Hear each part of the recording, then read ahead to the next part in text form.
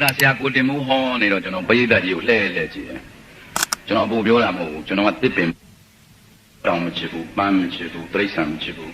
ကျွန်တော်ကလူပဲချစ်တယ်လူတွေအများကြီးတွေ့တော့ကျွန်တော်စိတ်ထဲမှာတစိမ့်နေလို့မထင်ဘူးဒါအပူပြောတာမဟုတ်ဘူးကျွန်တော်သစ္စာဆိုနိုင်ပါလေညီကိုမောင်နှမတွေပြန်တွေ့တယ်လို့ကျွန်တော်စိတ်ထဲမှာကြည်နူးမိတယ်အဲ့လိုကြည်နူးမိတော့ကျွန်တော်ဒီလိုစင်မောကနေမပြောချင်ဘူးလောက်ပရိသတ်အများကြီးနဲ့ဒီမက်တွေပဲလည်းမသုံးချင်ဘူးဒီပုံကြီးကလည်းပိတ်တဲ့နဲ့ကျွန်တော်နဲ့ကြားမှာစိမ့်ကားစီဒါကြီးလည်းဖယ်လိုက်ဖြားရီခင်းပြီးတော့ကျွန်တော်စုပြီးဝိုင်းနိုင်တယ်စားစရာတောက်စရာတွေလည်းချထားမယ်အဲ့စားစရာတောက်စရာတွေကတော့ကျွန်တော်နဲ့နီးနီးထားမယ်ပြီးတော့ခုနပြောသလိုစာပေတို့ယဉ်ကျေးမှုတို့အဲ့ဒါကြီးကျွန်တော်ကောင်းကောင်းနားမလဲပါဘူးရိုးသားသားဝင်ခိုင်းရတယ်ပြောလည်းမပြောချင်ဘူးကျွန်တော်ဘာပြောချင်လဲလို့ဆိုတော့ညီကိုမောင်နှမတွေကိုစုထိုင်ပြီးအေးစေးကျွန်တော်ဝါဒနာအပါဆုံးပြောချင်တာပရဲအကြောင်းပဲနေတော့မမိသေးတယ်ကျွန်တော်တို့မိန်းကလေးတွေယောက်ျားလေးတွေစုပြီးညဖြာလေးခင်းပြီးတရေအကြောင်းပြောအိမ်ကြီးကပြန်လာဆိုလည်းမလာဘူးပြောတယ်လူကပြောတရေအကြောင်းပြောတာလည်းတယောက်ကပြောတယ်သူတွေးတဲ့တရေကတဲ့မျက်လုံးကရကွန်းလောက်ကြီးအဲ့ဒါလည်းငိမ့်နေရတယ်တယောက်ကလည်းသူတွေးတဲ့တရေကရှာကြီးက2000လောက်ဒါလည်းငိမ့်နေရတယ်မယုံဘူးဘုံမရှိဘူးမယုံဘူးဆိုတာနဲ့သူ့ကိုဝိုင်းထဲကမောင်းထုတ်လိုက်တယ်တရေအကြောင်းနားထောင်မှုအရေးချင်းမမီဘူးဆိုပြီးမောင်းထုတ်လိုက်အဲ့ဒါစုပြီးကျွန်တော်တို့မိန်းကလေးတွေယောက်ျားလေးတွေလာမှာတရေအကြောင်းပြောတာပဲညစ်နဲ့လာလေးပြောတဲ့လူကအပြောကောင်းလေးနားထောင်တဲ့လူကကြောက်လေးဘသူကြောက်လဲဆိုတော့မိန်းကလေးနဲ့ယောက်ျားလေးဆိုမိန်းကလေးကကြောက်တာပေါ့ကြောက်လေးသူကရှေ့တူးလာတယ်အဲ့ဒီကစောစောအိမ်အောင်ကြာသွားတာပါပဲဒါပေမဲ့မျိုးကငွေကုန်ကြေးကြခံပြီးတော့စာပေဟောပြောဝဲလုပ်တယ်မင်းတွေကဒီလာပြီးစာပေလည်းမဟုတ်ဘူးတရေအကြောင်းကြီးပြောသွားလဲဆိုရင်မကောင်းဘူးညတော့စာပေပြောမယ်ဒါပေမဲ့တရေလည်းပြောမယ်အဲ့တော့ကျွန်တော်ချစ်တဲ့တရေအရင်ပြောမယ်ပြီးမှစာပေပြောမယ်ကျွန်တော်ကြောင်ပြောမှနေတယ်ကျွန်တော်တို့ကနေနည်းနည်းလေးတမတ်တိုင်လောက်လွန်သွားရင်အမဲစေးဂုံးတရားကတို့ကြော်လိုက်ရင်အများကြီးပြီးသားပစွန်းတော်ဗုဒ္ဓအဲ့ဒီအမဲစေးဂုံးတရားဟာမီးမရှိဘူးဆိုတာအခုမရှိဘူးပြောတာမဟုတ်တယ်ကလည်းမရှိဘူးဓာတ်တိုင်ကိုမရှိတာလူတွေကကျွန်တော်တို့ပဲခတ်ကြောက်သူကထီးလေးစောင်းပြီးတော့ဘူတာကိုသွားတာညဘက်9နာရီလောက်ကုန်းပေါ်တက်သွားပြီးသူဂယုဆိုင်ပြီးတော့သူကတောက်သွားလိုက်နောက်ကခြီတန်းကဖြတ်လိုက်လာလိုက်သူရက်နေတယ်ခြီတန်းလည်းရက်နေတယ်နောက်တစ်ခါဆက်သွားလိုက်တောက်သွားလိုက်နောက်ကခြီတန်းဖြတ်လိုက်လိုက်သူခေါင်းနဲ့ကြီးနေပြီမကြီးရဲ့ကြီးနေနောက်ကလှည့်ကြီးလိုက်တာ6လို့သူ့နောက်ကလိုက်လာတာအရက်က2000လောက်ခေါင်းက1လောက်အများကြားဘူးမှာပေါ့ခေါင်းကြီးတရေဆိုတာသူလည်းကြောက်နဲ့ကြောပိုင်းတစ်ခါပိတ်ကန်လာတရေလည်းလိမ့်သွားသူလည်းထီးကြီးပိတ်ပြီးအတင်းဆင်းပြေးတာတိုင်းဆိုဆင်းပြေးတော့ဘုံတော်မူတာယုံမင်းကြီးကဆွဲထားတယ်ဘာဖြစ်တာလဲယုံမင်းကြီးကျွန်တော်လာလေး6တာအရက်က2000လောက်ခေါင်းကြီး1လောက်ရှိကျွန်တော်ပိတ်ကန်ပြီးဆင်းပြေးလာယုံမင်းကြီးရေသားကိုလည်းလိတ်တယ်လွန်သွားမယ်တဲ့နောက်ဒီလမ်းမလာနဲ့ဟုတ်ကဲ့တဲ့အဲ့ဒါလိုပြောနေတော့မှကလေးလေးတယောက်တောင်းကိုပိုက်ပြီးငိုပြီးဘူတာရဲဝင်လာယုံမင်းကြီးကိုတိုင်တယ်ယုံမင်းကြီးကကျွန်တော်မိုးရွာလို့တောင်းဆောင်လာတယ်ဒီလူကြီးတက်ကန်သွားတယ်သွားပြီတည်းမရှိပါဘူးဒီလိုပဲလန့်တာပေါ့ကဲတည်းလည်းပြောပြီစာကြောင်းပေကြောင်းပြောအောင်စာကြောင်းပေကြောင်းပြောအောင်ဆိုတော့ထူးကြတာတခုကကျွန်တော်ကစာမတတ်ဘဲနဲ့စာရေးဆရာလုပ်တာအဲ့တော့စာမတတ်ဘဲနဲ့ဆိုတော့မင်းဘာမတတ်ဘူးလဲလို့ဆိုတော့ကျွန်တော်တို့ရှင်းလူကြီးတွေကတရားမတတ်ရင်စာမတတ်ဘူးလေအဲ့တော့ကျွန်တော်တရားမတတ်ဘူးအဲ့တော့ကျွန်တော်စာမတတ်ဘဲနဲ့စာရေး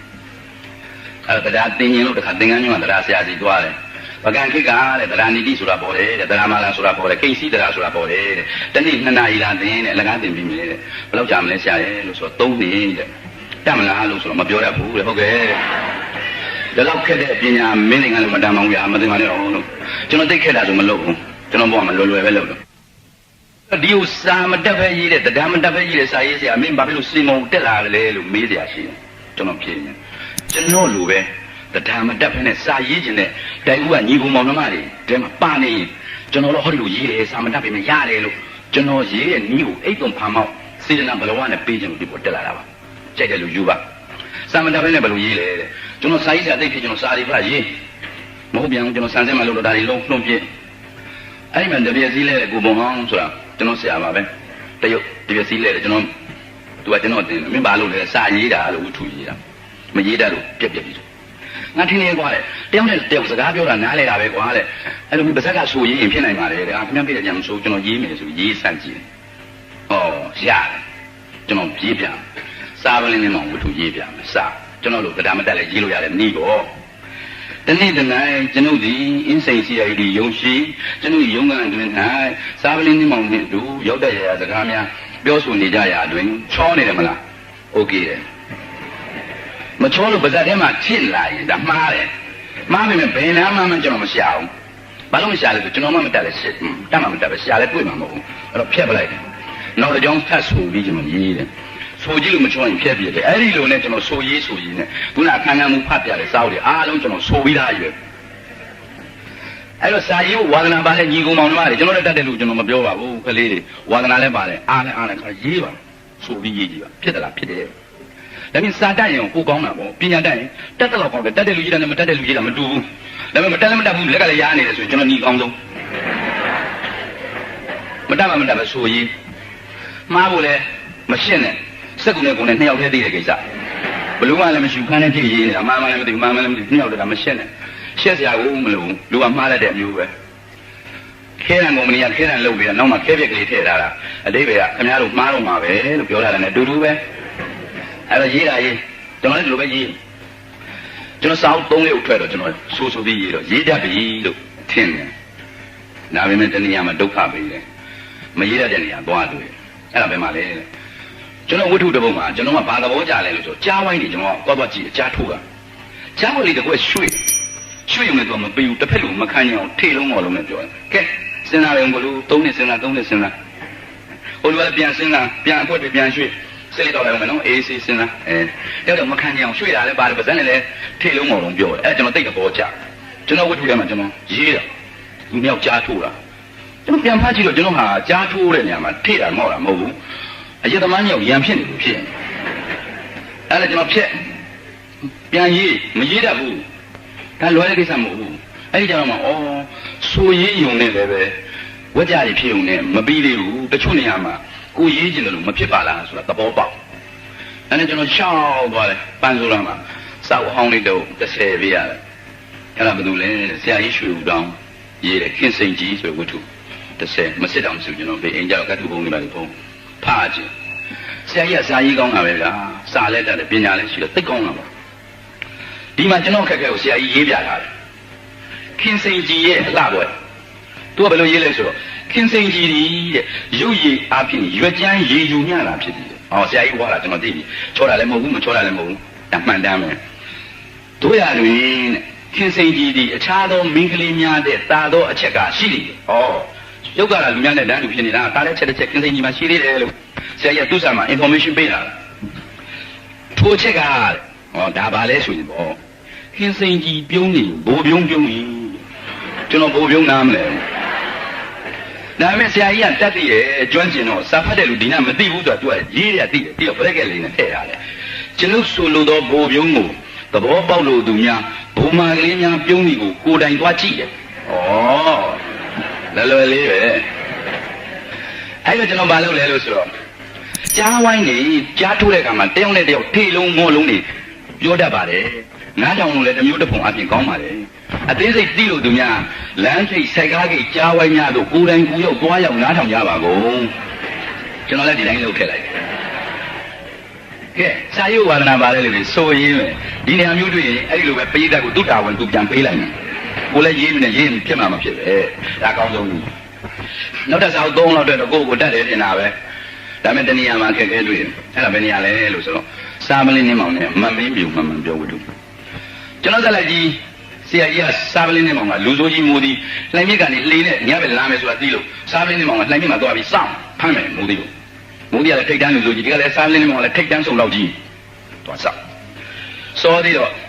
လှိုင်မြစ်ကိုကြောပေးပြီးစာမလင်းနေမောင်ကရေခဲတောင်တွေစိတ်ကလေးကိုတောက်ပြီးမိခိုးတွေကိုပေါ်မှုတ်ထုတ်တယ်ဟောမလာသေးဘူးစာမလင်းနေမောင်သည်၎င်းတို့နေတဲ့တော့ရေခဲတောင်တွေစိတ်ကလေးကိုရှိုက်ခွာပြီးမိခိုးများကိုကောင်းငင်ပေါ်သို့မှုတ်ထုတ်နေပြီဒါမှန်သွားပြီအဲ့မှာကျွန်တော်ရေးချင်တာအဲ့လို secret မျိုးတွေမှုတ်နေတော့မိုးကြီးကလှေနဲ့ကတ်လာမယ်ပြီးရင်စားပလင်းနဲ့ပခုံးကိုပုတ်လိုက်မယ်လှည့်ကြည့်တာနဲ့တစ်ချက်ထိုးချလိုက်မယ်ဒီလိုထိုးချရင်လည်းဗျာကျွန်တော်စားပလင်းနဲ့မပေါ်ဖြစ်သွားမှာပေါ့ လမ်းပုတ်လိုက်တဲ့နင်းမောင်လူညံ့မှာမဟုတ်ပဲပုတ်တာမိုးဒီမှန်းပြီးတော့ဒီလိုမလဲကိုခြေတော့တလန်းဆုပ်ပြီးတော့လက်ပြီးကျောင်းနဲ့ပိတ်တာအဲ့လိုကလည်းမိုးဒီလဲပြီမိုးဒီတော့အသုံးမကျတဲ့လူစိုးကိုဖမ်းတဲ့စုံတော့ဆိုတာသူလည်းပဲအသုံးကြမလဲအဲ့လိုကံမင်ဆိုတာကြိုပြီးတွက်စားထားတဲ့မိုးဒီကခြေတော့ကြီးကိုဆွဲလိမ့်တယ်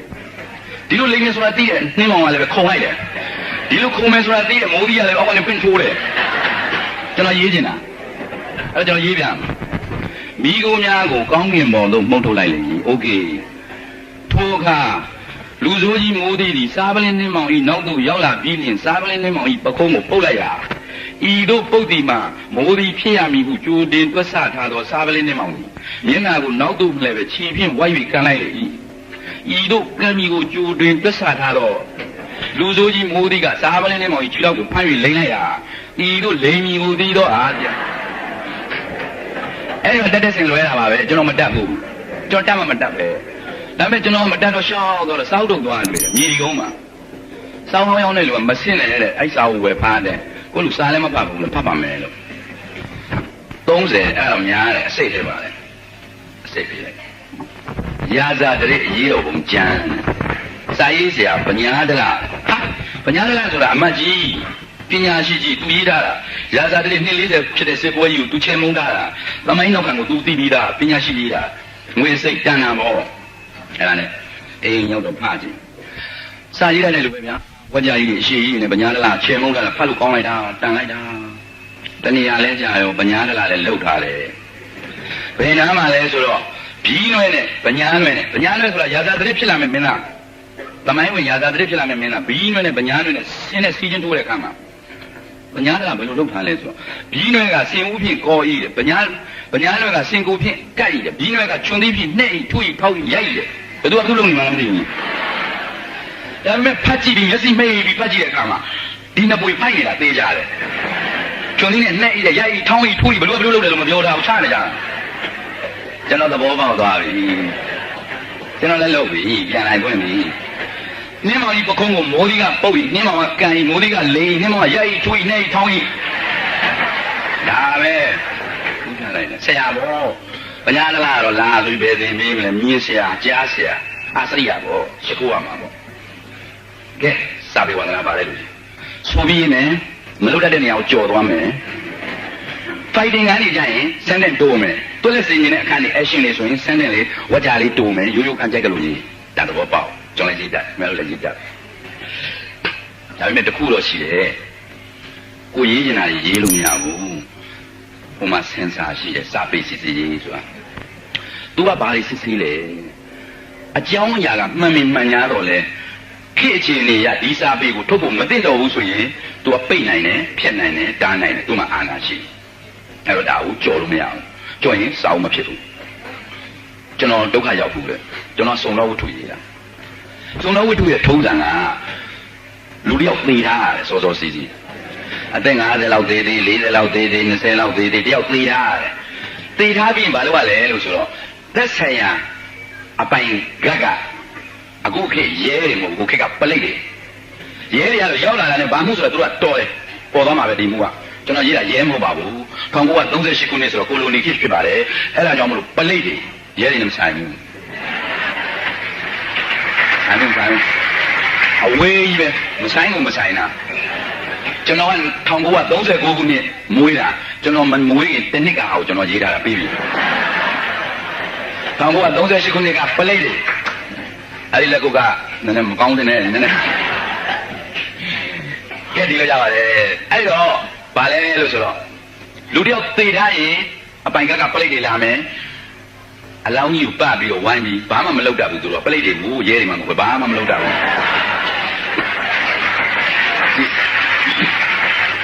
ကြည့်ပြီးတော့အတုပကမ္မထမ်းရှိလို့ကြည့်နေတယ်ကြည့်ပြီးတော့မတတ်နိုင်ရင် CID ကိုကြောင်းကြတယ်အဲ့ဒီခေတ်က CID ရဲ့စုံလောက်တွေလာတယ်အဲ့စုံလောက်တွေကလည်းတကယ်စုံလောက်တွေမို့ကျွန်တော်ဖန်တီးထားတာကိုတင်ဝင်းတို့ကိုစိန်လာတို့ဘီလာပြန်ဆရာစိန်တို့သူတို့လာကြတယ်သူတို့အပြင်ဘက်ကထပ်ဝိုင်းတယ်သူတို့လည်းဘာမှမလုပ်တတ်ဘူးအဲ့ဒီဘာမှမလုပ်တတ်တာကိုလည်းချေမုန်းနေတယ်မလုပ်တတ်ကြောင်းရေးပြီးတော့မှကျွန်တော်ကလည်းနှင်းမောင်ကအဲ့လိုအခင်းဖြစ်သွားတဲ့အခါမှာဘယ်တော့မှယုံမှမရှိအောင်တခြားမှယုံမှရှင်သူကလိုက်လာနေရမှာဆိုလို့အပြင်ကိုထုတ်လာဇက်ကောင်ပြီးတော့မှဒီအခင်းဖြစ်သွားတဲ့နေရာကိုကျွန်တော်ဇက်လိုက်စားပလင်းနှင်းမောင်ကရေကောင်တစ်စိတ်စီးကလေးကိုတောက်ပြီးတော့ဒေါင်းနဲ့ဂျိန်းဆုံးအိုင်ဒီနဲ့လာမယ် ပြီးရင်အလောင်းကိုတင်ချမကြည့်ဘူးဖဲဝိုင်းမှာကြားပေါက်တဲ့ကောင်လုံးဒါလေးငုံကြည့်မယ်တစ်ချက်မြငုံကြည့်ပြီးနောက်ဒါပဲတင်ချကြည့်ကြမလို့သူသိတော်လားတစ်ချက်မြငုံကြည့်ပြီးနောက်သူစဉ်းစားလိုက်အကုန်လုံးပေါ်နေပြီကျွန်တော်ဒီလိုလုပ်တာအဲ့မှာကျွန်တော်ဝိတုတို့ရေးတယ်သင်္ကန်းညွန်းဘူတာနီအိမ်မဲကြီးတစ်လုံးပေါ်၌အသက်40အရွယ်ယောက်ျားကြီးတူသည်မျက်လုံးပြူမျက်စံပြူဖြင့်အသက်ထွက်နေလေချွတ်တယ်အဲ့ဒါပထမဝကြပဲဟာသိနေပြီဆိုတော့ဘာဖြစ်မလဲပေါ့ကိုလေးလူများစာဖတ်တဲ့ဘဝတုန်းကသူများသိနေပြီရေးတာဖတ်ခဲ့တာပဲအခုကိုစာရေးဆရာကြီးဖြစ်တော့လဲသိနေပြီကစားရတာပဲအဲ့မှာခုနကသင်္ကန်းညွန်းပလိတ်တွေလာတယ်ကိုစိန်လာတို့လာတယ်ပြီးကျွန်တော်တက်လိုက်စားမင်းနဲ့မောင်ရောက်လာရေကတဲ့လူတွေစီးပြတ်တော့ပြီးတော့အလောင်းတစ်ချက်မြကြည့်တယ်ကြည့်ပြီးတော့သူ့ရဲ့ယာလူ12ပြန်လောက်ကြည့်တဲ့ IP ကိုသူအထက်စီးနဲ့ပြောမယ်ဝတ္ထုထဲမှာပြောလို့ရတယ်အပြင်မှာပြုတ်မယ်မရဘူးဝတ္ထုထဲမှာရတယ်ဘာလို့ရတယ်စားကလေးဆိုတာရှိခေတ္တကဘာရလုံးမှမဟုတ်ဘူးဆက်ပြီးလေးနဲ့ကောင်ကောင်သွားခုနကပလိတ်ဘွားတော့ပြောတာပါအဲ့ဒါကို IP ဆိုတော့သူ့နဲ့အများကြီးကြည့်ရဲ့အရာရှိသူကအချမ်းအစင်းသူကဘာပြောလဲဒီမှာအရှိရဲ့ဥအောင်တင်းနဲ့ဒီမျက်လုံးပြူပြီးသိရင်တဲ့နံပါတ်1ဆာယနာခေါ်တဲ့အစိတ်မျိုးပြင်းပြင်းထန်ထန်စားမိလဲမျက်လုံးပြူသိနိုင်တယ်ဒါပေမဲ့နှာခမ်းကိုလမ်းကြည့်ရင်လည်းအစိတ်ကမရဘူးတဲ့ဒါကြောင့်မလို့အစိတ်ကြီးရမဟုတ်ဘူးတဲ့လေဘင်းမြစ်တာရင်လည်းရှာထွက်ပြီးမျက်လုံးပြူနိုင်တယ်ဒါပေမဲ့လေဘင်းမှာလည်းအညုံမဲမတွေ့ဘူးတဲ့နောက်ဆုံးတစ်ချက်ပဲရှိတယ်အဲ့ဒါတော့ကြောပါရဲ့ငယ်ပါဘူးထုတတ်တာလားကျွန်တော်တို့စုံတော့ဒီလိုပဲလောက်ရတာပေါ့ရေးတာကိုကဟုတ်လာပြီဆိုရင်အဲ့ဒါစာပေစစ်စည်းရေးကိုစာမှုနှစ်ခုပို့ရတယ်နှစ်ခုပို့ရင်စစ်စည်းပြီးတစ်ခုကိုတစ်စိတ်တုံးရိုက်ပြီးတော့ပြန်ပေးတယ်အဲ့ဒါနဲ့ပုံနှိပ်တဲ့ကူပုံနှိပ်တဲ့ကရိုက်မယ်ရိုက်ပြီးရင်သူ့မှာလက်ခံတဲ့တုံးနဲ့တိုက်ပြီးကြည့်မယ်တင်တာတအုပ်တစ်မျိုးရေးတာတစ်မျိုးလုပ်လို့မရဘူးသူစစ်မယ်ဒါပဲကျွန်တော်ကလည်းပို့လဲပို့ပေါ့စာပေစစ်စည်းရေးကစာပေစစ်ရေးမှုကအမျိုးသားလည်းရှိတယ်အမျိုးသမီးလည်းရှိတယ်ကန်ဆိုးကျင်တော့ကျွန်တော်ဟာကိုအမျိုးသမီးဖတ်တယ်ပို့ပြီးဆိုတာကအပြိုကြီးဖြစ်နေတယ်အခုတော့လွတ်ထွက်သွားပါပြီမရှိတော့ဘူးဆိုင်းစရာလာပါအောင်နဲ့ကျွန်တော်ထိုင်တယ်မရင်လို့မျက်နှာငယ်လေးနဲ့ရှင်တို့စုံတော့စာရေးစရာတွေကိုလေကျမတို့စာပေစစ်သေးရဒါနဲ့တတတနန်းနဲ့တတလေဘင်းကြီးကြီးကြိုက်တယ်လို့တတ်ခွင့်ပေးရတာတဲ့တခါမှကျမတို့မတားဘူးတဲ့အခုတော့ရှင်းအကြည့်ပါအောင်ရှင်တို့လို့တော့ကောင်းသလားတဲ့အဲဒီတော့ကျွန်တော်ကလည်းဘာပြောမှမသိဘူးအမကြီးရဲ့လို့စိတ်မဆိုးပါနဲ့တော့ဆိုရကတက်တာမဟုတ်ဘူးလို့အဲ့ဒါစာပေမူဝါဒ14ချက်တည်းကဘယ်ဟာနဲ့မှမညှိပါဘူးညှိရှိဖြစ်တယ်လားစုံလုံးဝိတုဆိုတာထိတ်ကဖြစ်လို့မရဘူးဂျိတ်လေးတွေကြီးရတာဒီနေရာပြင်းဒီနေရာလည်းပြန်ဟိုနေရာလည်းပြန်ဟိုနေရာလည်းပြန်တုံလုံးပြည့်စည်ပြီးတော့အစ်စ်ပြန်ရေးရဘာပြောချင်တာလဲစာရေးဖို့ဝါငါပါလဲတူမတို့ဆိုရေးပါမရေးတိုင်းကြော်သွားပါဆန်းတဲ့တိုလိုလေးတွေနဲ့ action ကိုရေးပါစာပေစစ်စစ်ရှိတယ်အဲ့ဒါမျိုးမိတိုင်းကလို့ပေါက်ရရေးလို့မရဘူးပေါင်းမရေးပါဒါပါပဲကဲရေးရပြီဘောဘာလို့မရေးတတ်လဲရေးအဲ့ရုံးမလုပ်တဲ့လူတွေလည်းရေးပါဘယ်တော့ရေးရမလဲအခုပြန်ရင်ကိုရေးရုံးမဆက်ကူတွေနဲ့မှတိုးလာအိမ်မှာချတော့အပြင်မှာဆက်ကူရှားတယ်ခဲတာနဲ့ရေးတယ်ကျွန်တော်တော့ခိုးတဲ့စိတ်ခဲတာနဲ့၃ချောင်းကိုဝင်ဝုထုရှိတယ်ပေါ့ပြီးပြီခဲတာတစ်ချောင်းကိုအခုတော့6ချက်ပဲရတယ်18ချက်ပေါ့ဆက်ကူကတော့200ဘူးလောက်ကြားတယ်ပြီးသွားပြီဒါရေးတာပဲအဲဝါသနာပိုင်းရေးကြနောက်နေ့ဒီချိန်ပြန်လာရင်ဒီမှာစာရေးဆရာတွေအများကြီးပေါ့အများကြီးမလို့9ယောက်များပါလေ3ယောက်ဖြစ်တယ်ဆိုရင်ကျွန်တော်တို့လာပေါ်လာတန်းတာပေါ့ဗျကျွန်တော်စေတနာပါအဲ့စာရေးအဲ့တော့စာရေးတော့ဘုန်းနာမည်လူတယောက်ကကျွန်တော်အကြံပေးတော့စာရေးတော့တစ်ထပ်ကြီးပဲကြာပါပြီအဲ့မင်းကလည်းမရေးလာတယ်လေတိုက်တယ်ပို့မယ်ပို့လို့ကလောင်နာမည်ရေးမရေးဘူးလေဒီစာကောင်းရင်ထည့်ရမှာပေါ့ထည့်ပါလေဒါပေမဲ့ကလောင်နာမည်လေးလည်းလက်ပါပေးပါအရှိတစ်ဖြစ်ကိုသုံးပါပဲကလောင်နာမည်ကငတိပဲဒါပေမဲ့ငတိဆိုတဲ့စာခင်ဗျားတို့လည်းမဖတ်ဘူးကျွန်တော်လည်းမဖတ်ဘူးတောင်းလို့ငတိမဖြစ်ဘူးအဲ့ကလောင်နာမည်လေးလည်းကောင်းကောင်းပေးဖို့လိုပဲဟောကျွန်တော်တို့လာတယ်ကျွန်တော်ဆရာကိုတင်မို့ခေါ်လို့လည်းတန်စီလေးလည်းလာကောင်းအရှိတစ်ပြင်းလည်းသုံးလို့ရတယ်ဟောကျွန်တော်တော့မဟောမယ်ကျွန်တော်ဆရာကျွန်တော်ကိုကြီးအောင်သိခန့်လိုက်တာဗျာဒီနာမည်ကောင်းတာပဲဟောကျွန်တော်မင်းသိန်ခကြားတာနဲ့ကြည်ညိုဖို့ကောင်းတာဒီနာမည်နော်အဲ့တော့ကလောင်နာမည်ပေးပါတဲ့ဘယ်လိုစနစ်နဲ့ပေးရမလဲတဲ့ကျွန်တော်တို့လူမျိုးကတခြားလူမျိုးနဲ့မတူဘူးနော်အောင်ထွန်းလို့ကြားလိုက်တာနဲ့တနင်္ဂနွေသားများလို့ကြားတာနဲ့ကြာလာပရိသမီးလှလို့ကြားတာနဲ့ဗုဒ္ဓဟူသမီးနာမည်ကြားရင်နေ့ပါသိအောင်လုပ်ထားတာကျွန်တော်တို့လူမျိုးတစ်မျိုးပဲရှိတယ်ကဘာမှဘယ်သူမှလုံးမဲ့ဘူးအခုတိုးနေစင်လာတယ်သွားမေးခင်ဗျားနာမည်ဘယ်လိုလဲ My name is Mr. Smith ခင်ဗျာအင်္ဂါလာသွားမလုံးနဲ့မဟုတ်ဘူးဒီစနစ်တို့မှမရှိဘူးကလာကြီးပလာလာတယ်ကဲလို့ဘာနာမည်လဲဣဗရာဟင်တနည်းမေလာလားမဟုတ်ဘူးကျွန်တော်တို့လူမျိုးပဲလို့လုပ်ထားတာအဲ့တော့နာမည်ကိုနေ့နံပါညာနဲ့ကောင်းကောင်းမွန်မွန်ခိုင်ခန့်ပေးပါ ရှုပ်တယ်ကွာစာရေးကိုလည်းစဉ်းစားအောင်မယ်နာမည်ပေးဖို့လည်းစဉ်းစားအောင်မယ်ရှုပ်တယ်ဆိုရင်အမှန်တင်းနေမြင်းဆောင်ချောင်းမာဂျူရီလမ်းမှာမင်းလိန်ကနေပါလေစာလေးနှစ်ကြောင်းပဲကြီးပါကလောင်နာမည်ပေးပါပတ်စံတပြားမပုံနဲ့ကျွန်တော်ပို့ပလိုက်ကျွန်တော်ဒီချက်တွဲပို့ပေးမယ်ကလောင်နာမည်တပြားမမီဘူးဒါပေမဲ့တကယ်ရေးတဲ့လူမှလုပ်ပါဗျာမရေးဘဲနဲ့နာမည်တော့လည်းကျွန်တော်လည်းလုပ်ရှုပ်တယ်ဟုတ်လားပို့ပေးပါစာရေးပါရပါတယ်အဲ့တော့ဒီလုပ်ကိုဘယ်လိုလုပ်ရမလဲဆိုရင်ကျွန်တော်ဆရာဘုံအောင်ပြောတယ်ဟဲ့ကောင်လည်းဘာလုပ်လို့တဲ့မင်းနီးကူပဲမလုပ်နဲ့လောလောလုပ်တဲ့အဲ့တော့မိတ်ဆွေကိုအကြံပေးခြင်းနဲ့လောလောတာလုပ်ပါဟာဒါနဲ့ကျွန်တော်မေးကြည့်ဟေးဘုံအောင်လောတော့မှားမကုန်လားလောမှားလို့တဲ့အစ်စ်ပြန်စားရင်နီးလုပ်တဲ့ကောင်လည်းအတူလောက်ပဲကြတယ်တဲ့ဘာမှမကုန်နဲ့လောတာလုံးတဲ့ကျွန်တော်လည်းတစ်ကလုံးလောပဲလုပ်တာအမှန်နဲ့ပါလေ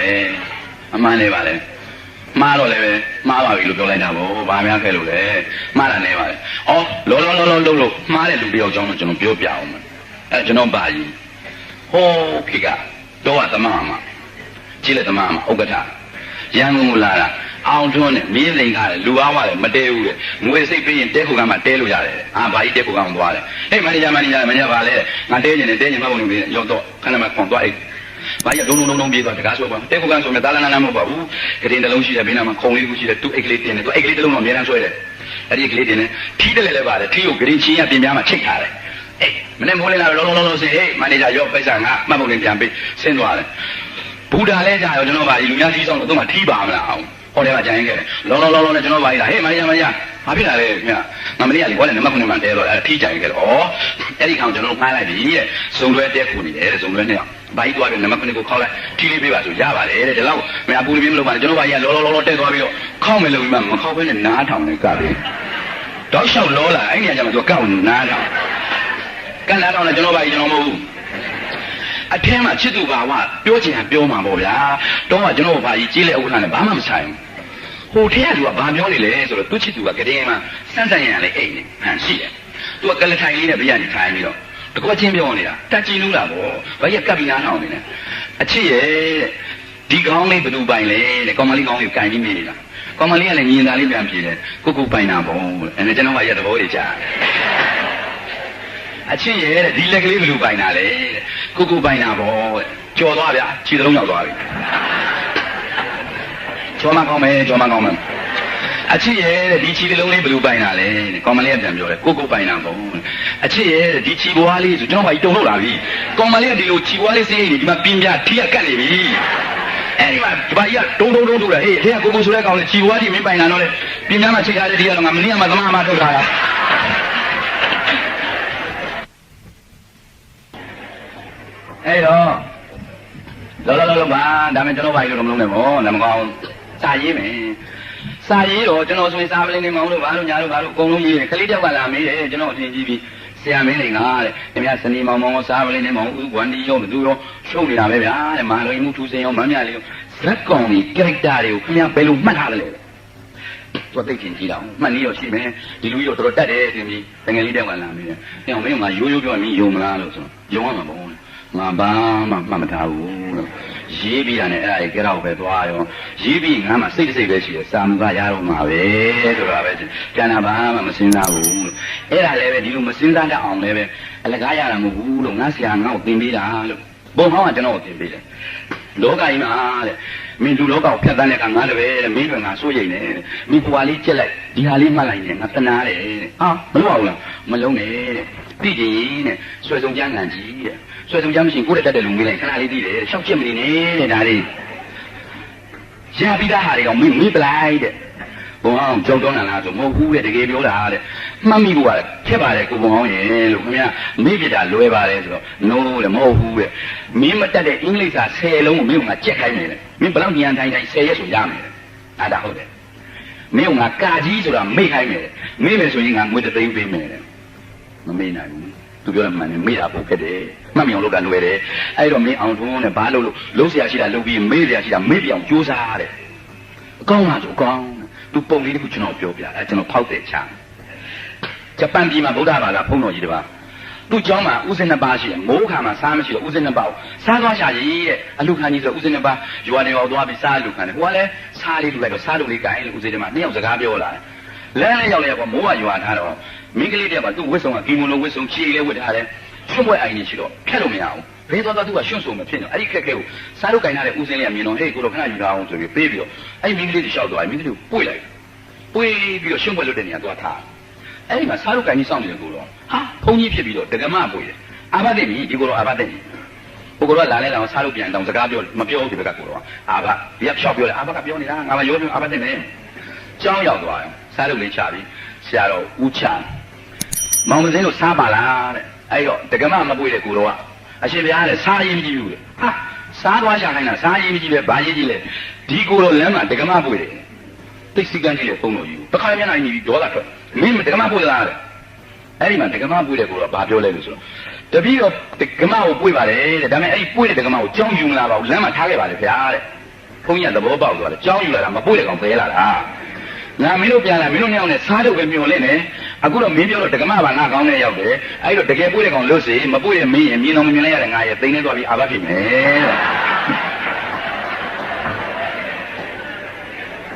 ကဲအဲ့ဒါဘာကိုပြောတာလဲအပင်ငယ်ရဲ့ကိုကြားတာပွေတယ်လို့ကြားတာမဟုတ်ဘူးမပွေပဲနဲ့ပွေစိတ်နဲ့ပွေတယ်ဥပဒံကကြားတာဟိုလူကပွေစရာရှိတာပွေပြီးမေးစရာရှိတာမေးပြီးမမေးနိုင်တဲ့ကတည်းကဆက်ပွေတာအဲ့ဒါဥပဒံပဲ attachment ပဲငရဲဒီစင်းမှာဒါစင်းမှာပွေတာဘာမှမဖြစ်ဘူးပွေစရာရှိပွေမေးစရာရှိမေးလုံးစရာရှိလုံးမေးစရာရှိမေးစားရည်လည်းရေးစရာရှိရေးမေးစရာရှိမေးနောက်တော့ထားရေးစားပလဲနဲ့မောင်ကြီးခေါင်းဆွဲနေစနေမောင်ဘယ်လိုရေးမလဲစနေမောင်ခေါင်းထဲမှာမပြောင်းရင်မာလိန်မှုထူးစိန်ကျွန်တော်ဘယ်လိုရေးမလဲအဲ့တော့မေးပြတာဟာစာရေးဆရာတယောက်ပဲအကောင်းဆုံးပါပဲစာရေးတဲ့နေရာမှာလည်းမဟုတ်ဘူးလောကကြီးမှာတချို့ကိစ္စတွေကမေ့မှကောင်းတာတွေရှိတယ်မမေ့ရင်ဒုက္ခရောက်တယ်ခေါင်းထဲမှာကြာခဲ့ပြီးတော့မေ့တာအောင်ကြိုးစားပါစာရေးဖို့ဝါသနာပါပဲလို့လေဒါပြီနော်အဲ့တော့ကျွန်တော်ဆက်ပြောပါမယ်ကျွန်တော်ကစနေမောင်မောင်ရေးတယ်ကျွန်တော်စနေမောင်မောင်ကထူးဆန်းတဲ့ပရပိုက်ကြီးတစ်ခုကိုသွားရှာမှာအိန္ဒိယပြည်ကိုသွားမှာကျွန်တော်အိန္ဒိယမပြောနဲ့ခဏောင်းတော်နတ်မောင်ရောက်ဘူးလားမဟုတ်ဘူးဘယ်လိုသွားမလဲလို့ကျွန်တော်စိတ်ကူးနေတော့စောက်အဟောင်းဆိုင်မှာအင်္ဂလိပ်ခေတ်ကဘိုးလေးဥသက်ရှင်ရေးထားတဲ့နတ်ပြည်တဲလန်းတဲ့မင်းသူဆောင်ကောင်းတယ်တော့ကောင်းတယ်အဲ့ဒါကြောင့်ဘလောက်လဲငါမှတရောလို့နတ်ပြည်တဲလန်းတခြားမဟုတ်ပါဘူးဗုဒ္ဓဂါယာကိုဘုရားဖူးသွားတဲ့အကြောင်းကိုလန်ချားကမင်းလေးကမကြံအသေးစိတ်ရေးထားတာဥသက်ရှင်ကမြေပုံထဲပါတယ်သူဆွဲထားတဲ့မြေပုံကျွန်တော်သမင်းသားကမှကူးဆွဲကျွန်တော်ဇာတ်လိုက်စနေမောင်မောင်နတ်ပြည်တဲလန်းတုံးတယ်အိန္ဒိယပြည်ကျွန်တော်ပြောလိုက်တယ်အာဂျန်တာလိုင်းမှုတို့အလူရာလိုင်းမှုတို့မြင်လည်းမမြင်ဘူးကျွန်တော်ချေမုန်းတာကျွန်တော်စနေမောင်မောင်သွားတယ်အဲ့ဒါသုံးအုပ်ရေးစားဖတ်တယ်လူရလည်းကောင်းလိုက်တာတဲ့စားရလားတဲ့ဒါပေမဲ့နှစ်ယောက်တော့ကစားလာတယ်ဆရာမင်းလေးကတဲ့စနေမောင်မောင်အိန္ဒိယမှာကြာပြီတဲ့တခြားထပ်လွတ်တယ်တခြားလည်းတော့ကျွန်တော်တခြားမှမရောက်ဘူးပဲကျွန်တော်ရှောက်လာတယ်စိုးလီပြားလမ်းမှာစောက်အောင်ရောင်းတဲ့ဆိုင်ကအင်္ဂလိပ်ခေတ်ကပိယစပ်ပြကုမ္ပဏီကစပ်ပြနှစ်တုံးဝင်အလကားပေးတဲ့သေဘုံနဲ့စောက်လေး New Guide to London တဲ့ London လမ်းညွန်တဲ့ဟိုတော့လမ်းညွန်တဲ့ကအခုလမ်းညွန်ဟောင်းဖြစ်နေပြီပေါ့အဲ့ဒီမှာကြည့်လိုက်တော့လန်ဒန်မြို့မြေပုံပါလေကဝဲယုံ12ယုံရှိတယ်ဖော်ကျူးပြဇာယုံရဆယ်ပြဇာယုံတက္ကရီတီတာအသေးစိတ်ရေးထားတယ်အချိန်လေးနဲ့တရားတွေဆိုရင်လည်း British of Side ဘာဖြစ်တယ်တန်ချိန်ရမလို့ဝါတာလူဒရာဘာညာလာရေးထားကျွန်တော်ရှော့ကူးတာကူးပြီးတော့ကျွန်တော်ဆက်လိုက်စနေမောင်မောင်ကျွန်တော်လန်ဒန်ကိုလွတ်လိုက်တယ်ဖြောက်သွားနေတာလေစာကြည့်တဲ့ကြီးတွေဆိုရင် London Museum, Albert Museum ဆိုရင် London မြို့ရဲ့ outskirt ဟိုးအပြင်ဘက်မှာရှိလို့ဆယ်ဘိန်းနဲ့ထပ်သွားတယ်3မိုင်လောက်မီနီလန်လေးဖုံးတော်ကြီးတွေအုပ်ချုပ်တာအဲ့ဒီကျွန်တော်စနေမောင်မောင်ရောက်တယ်ကျွန်တော်ရေးလိုက်တာအဲ့မှာလူတယောက်ကလန်ဒန်မှာတကယ်နေဘူးလားတမ်းမကြီးတယောက်ရဲ့တာဟိုးခေတ်ကတမ်းမကြီးဒါခေတ်ပြိုင်ပဲပေါ့သူလန်ဒန်မှာရှိတော့ဒီစာရေးဆရာလည်းရှိမယ်ဆိုပြီးအထင်ကြီးပြီးတော့လာတာဆရာကလည်းကျွန်တော်လန်ဒန်မှာဘယ်နှစ်ကရှိပါတယ်ဆရာဘယ်နှစ်ကလဲကျွန်တော်ဒီနှစ်ကပဲလွိဆောက်ကြီးထိုးပေးတယ်အဲ့လိုစိတ်ညစ်ပြီးတော့ထွက်သွားအောင်အဲ့တော့ကျွန်တော်ဆိုလိုတာဒီလိုဖြီးရမယ်မဟုတ်ဘူးနော်လန်ဒန်တကယ်ရောက်ဘူးလို့ရေပူကောင်းမှာပေါ့မရောက်ဘူးတော့လည်းဒီလိုနှိမ့်လိုက်ပါတယ်လို့ရိုးရိုးသားသားဝန်ခံပြီးအားပေးတာရေးပါရေးလို့ရပါတယ်အဲ့လိုနဲ့ကျွန်တော်စာရေးလာတယ်ကျွန်တော်ကအပိုင်းနှစ်ပိုင်းတပိုင်းကကျွန်တော်ကအသက်မွေးကြောင်းရစာရေးတယ်ဘုရားဘေးမှာဟောတယ်ဘုရားမျက်စိမကောင်းဘူးဟောတယ်ကျွန်တော်ကံပိရပညာဝါဒနာပါလို့လိုက်စားခဲ့တယ်တော့လျှောက်လိုက်စားတယ်နှစ်20လဲကြာရောကျွန်တော်ကံပိရဘက်ကဘာမှမတိုးတက်ဘူးဆရာကြီးကကျွန်တော်ဆရာကြော်ပွဲတိုးဆိုရင်ကျွန်တော်တိုးတယ်တက်တက်လို့စားဆိုရင်စားတယ်မီးလို့ဆိုလို့ပဲဘုရားမှဒိဋ္ဌံလို့ထမ်းအဲ့လိုပဲလို့ဘာမှမထူကြဘူးအဲ့ဒါလေဟိုအောင်မီးလို့လုံးနေတာပဲကံပိရဝါဒနာပါဒီနေ့မှာကံစိုးမုံမောင်ကြပြီမော်စကိုရောက်သွားတယ်ကျွန်တော်အကူတူနဲ့ကျွန်တော်ရောက်သွားတာဘာမှလုပ်ရလည်းမရှိတော့ဘူးကျွန်တော်ထိုင်းနေတဲ့နေရာကျယ်လေးတစ်လုံးပဲကျွန်တော်မြင်အဲ့ကျယ်လေးကိုကြည့်အဲ့ဒီကျယ်လေးကကြာလာပြီကျယ်လေးကြည့်ပြီးစဉ်းစားတာဒီမြတ်မဟုတ်ပါဘူး ငါဂမ်ဘီယာလောက်လာတာ20အထက်လန်းဆရာလိုက်လာတာဘာမှလည်းမဖြစ်ပါလားဘာများလို့လဲစဉ်းစားတော့မှစဉ်းစားချင်ရသွားတာဟုတ်အတန်ကြားလာလားရင်ထဲကပေါ်လာလားအာယုံလားကျွန်တော်မပြောနိုင်ပါဘူးမင်းလောက်တာမှားနေတယ်ကျွန်တော်သဘောပေါက်ပြီအင်္ဂလန်မှာပဲလိုက်လိုက်အမေရိကန်မှာပဲလိုက်လိုက်ဥရောပတစ်တိုင်းလုံးမှာလိုက်လိုက်ဂမ်ဘီယာပညာကိုလိုက်ဆိုင်လမ်းနဲ့တွေ့ရှိတယ်တတွေ့တော့လမ်းကကဲပလားတဲ့ကိုလမ်းကိုဖွင့်လျှောက်အောင်ဘသူကိုကြီးမှမလို့တခုကဟာမေးတဲ့ရသေးလမ်းပေါက်မြောက်ပြီးသားလူကအိမ်မက်ပေးမယ်စီယုံပြီးဖျားယောင်းပြီးခေါ်ပြီးတော့ကုညီတယ်လမ်းနဲ့တွေ့ရှိတယ်အဲ့ဒါကျွန်တော်စာလဲဖတ်ဘူးတယ်ဒါပေမဲ့တတိမထားဘူးဟာအဲ့လိုဆိုငါတို့ဗမာမှာရောလို့ပြန်စဉ်းစားတော့ဗမာမှာလည်းရှိတယ်ကျွန်တော်အထက်လမ်းဆရာကြီးဘုရားရှိခိုးမှာယတိရှိတောင်ဆရာပေါင်းယတိလမ်းစဉ်ဆရာလမ်းစဉ်တစ်ခုရှိတယ်မသိရောယတိလို့လှုပ်ကြည့်လိုက်ယတိလုံးမှလည်းမသိဆရာလှုပ်ကြည့်လိုက်ဆရာလုံးမှလည်းမသိယတိနဲ့ဆရာနဲ့ကိုယ်တည်းပဲကူးပြီး20ဝစ်ဖြုံးလိုက်တယ်အထဲမှာထိုင်တော့မှမှားသွားပြီ20လုံးမှာမှားပြီဆိုရေမိုးချိုးပြီးတော့လောကကြီးကိုတိုင်တယ်ဟာမစ်ဖြစ်ရင်တော့ဘိုးဘောင်တို့ဘိုးမင်းကောင်တို့ရကန်းစင်အောင်တို့အစရှိတဲ့ပုဂ္ဂိုလ်ကကျွန်တော်ကယ်ရမယ်မာရမယ်စီးရုံးရမယ်အဲဒီလိုလဲမတွေ့ခဲ့ဘူးဆိုတော့ကျွန်တော်ဒီဟာမင်းမဖြစ်နိုင်ဘူးကိုလန်းကိုထွင်လျှောက်တဲ့ဆရာလန်းစဉ်မဖြစ်နိုင်ဘူးဒီနေ့ကစပြီးကျွန်တော်ဆရာလန်းစဉ်လုပ်ပါမယ်လောကကြီးကိုကြွေးကြော်ပြီးတော့အဲဒီအချိန်မှာဘာလုပ်ရမလဲဆိုပြီးထိုင်လိုက်တာခရစ်စမတ်ရဲ့အကျိုးညအဲဒီကလေးတယောက်ကကျစ်စင်တုံးပေးမယ်ခရစ်စမတ်ညယူသားမျိုးရင်ကျစ်စင်ကိုအဲ့ဒီကြမှာမဟုတ်ဘူးအပြင်မှာလည်းမစားဘူးပါဘူးသူဘယ်လိုသွန်းလာလဲမမင်းနဲ့ကိုစားဖို့ရည်ကြည့်တယ်ပေးကွာကလေးတယောက်ကလက်ဖေးတော့ပဲဝယ်တိုင်းမယ်သူဘယ်လိုရလဲမမင်းနဲ့တိုက်ပါလို့စီးကြတယ်လည်းပေးမယ်နှစ်လိပ်ကောင်းတယ်အနွေးလေးလည်းရမယ်အဲ့ဒီခရစ်စမတ်အချိုညာလေးကလှပါနေတယ်ကျွန်တော်အနွေးလေးလေးဝတ်ထားတယ်ကျက်စင်သားလေးစားမလို့တော့အဆောင်ကရင်လေးကသူယူပေးရတာလေသူ့တဝက်ကျွေးသူ့တဝက်ကျွေးရလက်ဖေးလည်းပဲသူပေးပေးရတယ်တဝက်တိုင်းစီးကြတယ်လည်းတလိပ်ပြီးတလိပ်ပေးလိုက်တယ်သူကလည်းလည်းကားမပေါ့ဘူးခရစ်စမတ်တချင်းဆိုင်းလင်းနဲ့ကိုလင်းနဲ့ကိုဆိုပြပြီးတော့ပြန်သွားတယ်ကျွန်တော်လည်းစီးကြတယ်တောက်ပြီးမိကိုများကိုကောင်းဝင်မော်လို့မဟုတ်တော့မင်းကြီးတယောက်ပဲကျဲလေးကိုကြည့်ပြီးဘလို့လုံးမလည်းမသိလုံးနေတယ်ငါဘာလုပ်ရမလဲလို့စဉ်းစားတာရှင်လေးကပေါ်လာလားနှလုံးထဲကပေါ်လာလားအုံနောက်ကလားကျွန်တော်မပြောနိုင်ပါဘူးအတန်တန်ကြားတယ်အဲ့ဒီအတန်ကတိကျနားထောင်တော့မေဟာတန်ရွရမှာပါလားဆိုပြီးတော့နိုင်ရမက်ကိုလှည့်ပြီးတော့ကျွန်တော်တေချာထိုင်ပြီးအဆက်မပြတ်နောက်ခရစ်စမတ်အထိစားချိန်တောက်ချိန်အိတ်ချိန်မှလွဲလို့အတန်ထွက်ရင်အုံမဲထွက်ရမယ်ဆိုပြီးကျွန်တော်ရွတ်ခဲ့တယ်ကျွန်တော်ရဲ့ကံပေရခီးမှာအုံမှာကျွန်တော်ရဲ့ဗီဇမန္တန်အဖြစ်နဲ့ကျွန်တော်ရွတ်ခဲ့တယ်ရွတ်လာဖားနေတဲ့လူတော့ကျွန်တော်ရွတ်တာထောင်မှုကလာနောက်တယ်ဆရာကားလည်းတိတ်မညွန့်နဲ့ထောင်ကြီးကွဲသွားမယ်ကွဲသွားရင်ကျွန်တော်ကလေးကြောင်းမပြီးသေးဘူးကျွန်တော်လှုပ်ပြုတ်သွားမယ်မနှောင်းနဲ့လို့ဒါဆွမ်းတော့မယ်လို့ကျွန်တော်ဆက်ရွတ်တယ်ကျွန်တော်ရွတ်တဲ့အချိန်103ရက်ကျွန်တော်နေတဲ့အခန်းက173အလတိ103ဆိုတာလဲ0ပြလိုက်73ပဲ4ရက်နေမှာ73နာရီတစ်ချက်ထိုးမှာလွတ်လူတဲ့မင်းသိန်းကလွတ်လူတဲ့လွတ်ပြီပေါ့အဲကျွန်တော်ပြန်လာအုံလေးကျွန်တော်ချစ်လိုက်တာအိမ်ရောက်တော့ကျွန်တော်မှနေဖို့အိမ်လည်းမရှိဘူးကျွန်တော်အိမ်လည်းကျွန်တော်ပြန်မပြင်နိုင်ဘူးဘာလို့ရမလဲဆိုကျွန်တော်တပည့်တယောက်ကြီးသွားပြီးတော့ဒီနာရီလေးကျွန်တော်မိတ်ဆွေတယောက်ကဝယ်ပြီးတော့နှစ်ချက်တို့ကိုတော့ပေးတာသူလည်းညီရောကျွန်တော်ထိုင်ပြီးတော့9ရက်ပဲပြောရတယ်မိတ်ဆွေတယောက်ကလည်းဆရာပဲသွားနေတယ်နေလို့မရဘူးလို့ကိုမှလည်းပြည့်တယ်3သိန်းခွဲလောက်ပုံမယ်ကိုမှရေလည်းမရှိဘူးလို့ဆိုတော့သူပြင်ပေးမယ်အိမ်လေးပြင်ပေးတယ်ပြင်ပေးတော့ထပ်ရွတ်တယ်ရွတ်တော့တက်ဆိုင်ရလူကြီးတွေကလာတဲ့ခင်ဗျားဘာလုံးနေလဲဘာမှမလုပ်ဘူးလို့စာရေးခွင့်ပေးမယ်တဲ့ပြဿနာမချမ်းနဲ့အေးစစ်စစ်စာရေးဟုတ်ကဲ့ကျွန်တော်ရေးတယ်ဒါပေမဲ့ကျွန်တော်နေတဲ့အခန်းလေးကတချို့ရောက်ခုပါလေကျင်းတော့ကျွန်တော်အသက်ရွယ်လေးလည်းရလာတော့လမ်းလေးပါလေးရှောက်ဖို့မြေကြီးလေးပါလေအိမ်လေးတစ်လုံးလိုချင်တယ်အဲ့လိုငါရွှေ့ကြည့်အောင်ပါပဲ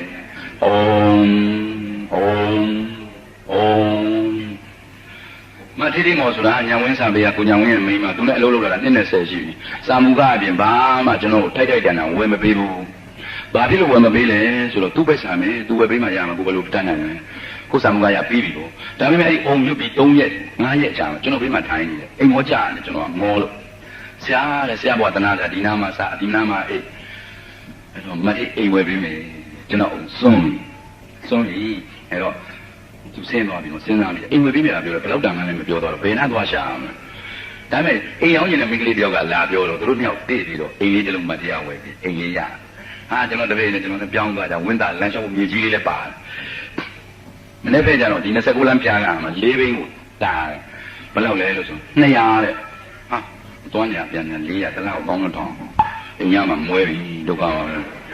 ဲမစီလို့လည်းတော့ဒီတစ်ခေါက်တော့စီလိုက်မယ်နောက်တစ်ခေါက်တော့ပါစကားနဲ့ကြည့်ရမှာမရလမ်းရှောင်းမှာပဲအဲကျွန်တော်အိမ်ကြီးပြောင်းလေးမှာကျွန်တော်နှစ်ချက်တိုးအိမ်ကိုရောက်ပြီး2ရက်မြောက်တဲ့နေ့မှာ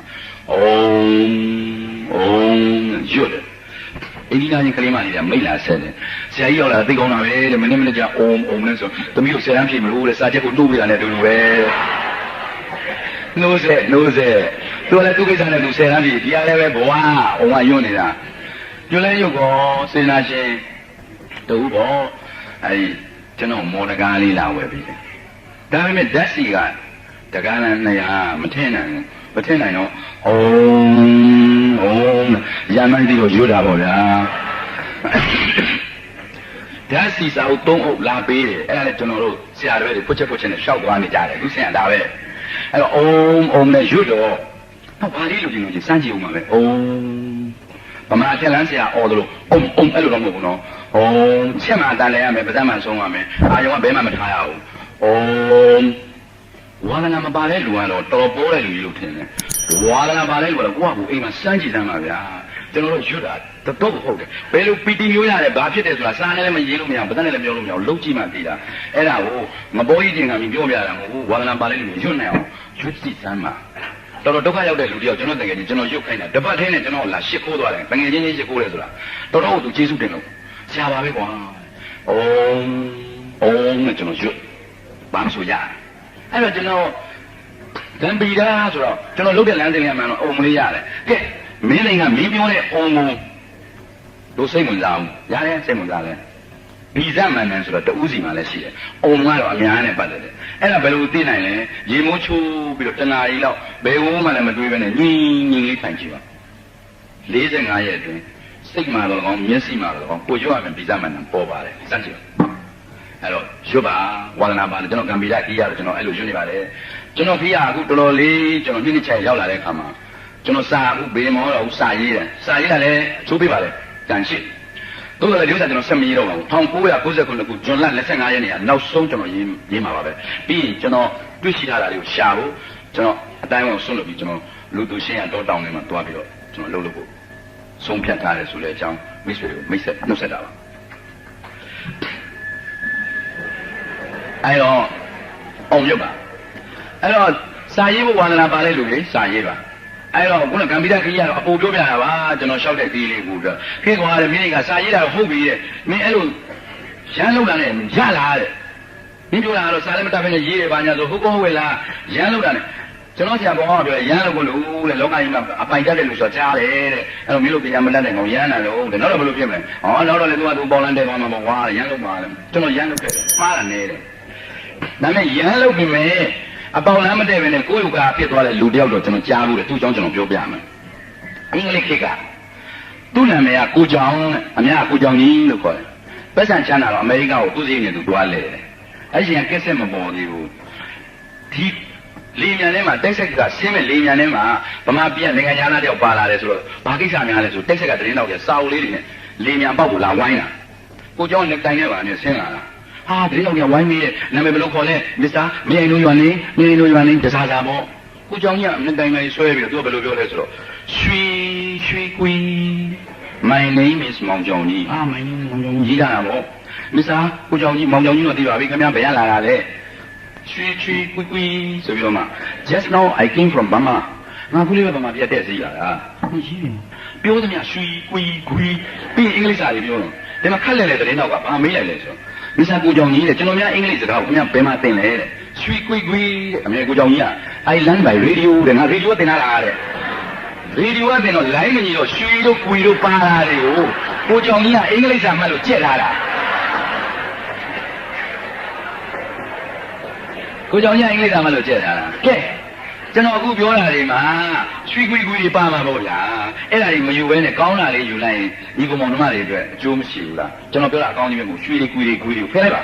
ကောင်းတာလေးယူလို့ရပါတယ်စာရေးကိုဝါဒနာပါလဲလူတွေလည်းရေးပါအဲ့လိုနဲ့ကျွန်တော်စာရေးလာစောင်းလေတော်များဟောပြောဝဲတွေလိုက်တယ်ဟောပြောဝဲတွေလိုက်တော့တနည်းအောင်3နှစ်လောက်ကြာပြန်ရောက်လာစာမီလူကဥက္ကဋ္ဌကြီးကလည်းဘယ်လိုဖြစ်နေဟာကျိုင်ဘယ်လိုဖြစ်တာလဲလို့ဆိုရှာကားလည်းကျွန်တော်အခုနှလုံးနဲ့ဟုတ်ကဲ့ဘာစိတ်ကူနော်လို့နောက်စာပေဝါဒနာရှင်မျိုးသမီးဒ လူဖြစ်နေတယ်ကုန်းလုံးလုံးအမကြီးဘယ်လိုဖြစ်လဲဆိုတော့ဆရာရဲတဲ့မီးရတဲ့အော်မီးရကဘယ်လိုဖြစ်တာလဲဖောက်ကလေးမမီးနဲ့မီးရဆိုတော်ပြီဟုတ်ကဲ့မီးရဘောမီးမလာဘူးဘောဟုတ်ကဲ့တယောက်ကလည်းကြောက်ကန်းတဲ့ကြောက်ခမန်းလေးယောဂါတွေရနေတာလေနောက်3နှစ်လောက်လဲကြာအောင်တချို့မရှိရှာတော့လူတွေယောဂါတွေထူပြောနေကျွန်တော်စိတ်မကောင်းကိုလည်းတုံလို့လာစိတ်မကောင်းတော့ဘာလုပ်နိုင်လဲဆိုကိုလည်းဆရာအောင်လည်းမဟုတ်ဘာကောင်းမှလည်းမဟုတ်လို့စိတ်မကောင်းတာပဲရှိတယ်ကျွန်တော်စားရဖတ်တော့နီးလေးတနီးသွားတွေ့တယ်တရုတ်ပြည်မှာစာရေးဆရာကြီးလူရွှွန်းအသေးစကားကြတမားတော်ရှိရောက်ကစစ်ဆေးပြီးတော့6လအတွင်းသိမယ်လို့လက်မှတ်ထိုးထားတယ်အဲ့ဒီလေ့ကျင့်ခန်းလေးလုပ်တာလူရွှွန်း15နှစ်နေသွားတယ်စကားကြပြီးမှအလူသမားကြီးတယောက်အဲ့လိုပဲကြောက်ကမင်းဖြစ်နေတယ်လေ့ကျင့်ခန်းလုပ်လိုက်တာ20ပုံနေသွားတယ်ဟာအမေအဲ့ဒီနီးလေးငါစမ်းကြည့်မယ်ကောင်းရင်ငါသွားတဲ့နေရာတွေမှာခုနကလူဖြစ်နေတာလို့မီးရတို့ပါရတာတွေပြောမယ်ငါလုပ်ခိုင်းမယ်ဆိုကျွန်တော်လေ့ကျင့်ခန်းလေးအဲ့ဒီလေ့ကျင့်ခန်းလေးကိုကျွန်တော်ပေးချင်ပါတယ်လေ့ကျင့်ခန်းလေးကကျမ်းမာရေးအတွက်ကျမ်းမာရေးဆိုတာအသက်ကျွန်တော်လက်ဆောင်ပေးတာအသက်လို့နားလည်အသက်တဲ့တန်ဖိုးရှိတာပါရှိလေဗျာအကောင်းဆုံးလက်ဆောင်ပေးတာပါသူကဘာလဲဆိုတော့ကျမ်းမာရေးလေ့ကျင့်ခန်းလေးထုံးစံခြေထောက်ကိုခွဲရပါတောင်းတောင်းတင်းတင်းနေပါရေကိုဖွင့်လာမှာဘယ်လိုလုပ်ပါစီကန်းချက်တွေတိတ်များတယ်အဲ့ဒီလေ့ကျင့်ခန်းအဲ့လိုမဟုတ်ဘူးကျွန်တော်လေ့ကျင့်ခန်းလေးတိတ်ချစ်ဖို့ကောင်းတယ်ရချင်တယ်လို့ရပါကောင်းဆုံးရချင်တယ်ကျမ်းမာရေးလေ့ကျင့်ခန်းလုပ်ဖို့ဝတ်စုံတွေရိုက်တာဝတ်ပါချောင်းချောင်းချီချီဖြစ်ဖို့လိုတယ်တဲ့ပြီးရင်လက်နှစ်ဖက်ကိုအပေါ်ဖြည်းဖြည်းမြောက်ပါတဲ့မြောက်ပြီးရင်တလားတော့ပါဇက်ကဆိုးရမယ်တဲ့နောက်ကျရင်အလွတ်ရတော့မဆိုးရဘူးဆိုးရမှလည်းဒေါသလည်းမထည့်အောင်မောဟလည်းမထည့်အောင်ဖြော့ချပြီးတော့လဲလဲပြုတ်ကြတယ်လို့အဲ့လိုဖြုတ်ချပြီးပါဇက်ကလည်းဘာမှလည်းမဟုတ်ပါလားအဲ့လိုဆိုရမယ်ကျွန်တော်လုပ်ပြမယ်နော်